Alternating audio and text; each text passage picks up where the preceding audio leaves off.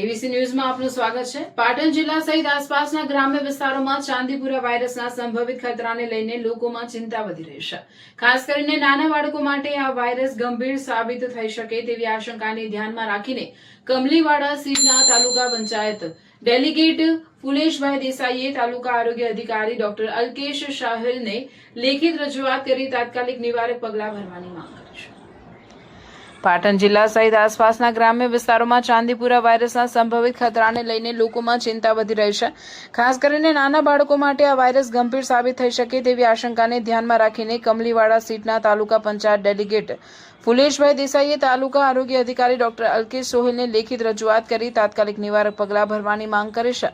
રજૂઆતમાં જણાવ્યું છે કે ચાંદીપુરા વાયરસનો ફેલાવો અટકાવવા માટે તાલુકાના સંવેદનશીલ ગામોમાં સેન્ડ ફ્લાયના નિયંત્રણ માટે માલાથિયોન સહિત જરૂરી કીટનાશક દવાનો વ્યાપક છંટકાવ કરવામાં આવે। ઉપરાંત આશા બહેનો, યુએચડબલ્યુ અને આરોગ્ય કર્મચારીઓ દ્વારા ગામે ગામ ઘેર ઘેર સર્વે હાથ ધરી બાળકોના સ્વાસ્થ્ય પર નજર રાખવામાં આવે અને શંકાસ્પદ લક્ષણો જણાય તો તાત્કાલિક સ્ક્રીનિંગ તથા લોહીના નમૂનાઓ લેવામાં આવે। ફુલેશભાઈ દેસાઈએ વધુમાં માંગ કરી છે કે તાલુકાના તમામ પ્રાથમિક અને સામૂહિક આરોગ્ય કેન્દ્રોમાં ઇમરજન્સી દવાઓ, ગ્લુકોઝ, જરૂરી મેડિકલ કિટ્સનો દર્દીઓને ઝડપથી સારવાર મળી રહે તે માટે 108 એમ્બ્યુલન્સ સેવા સતત સજ્જ રાખવામાં આવે।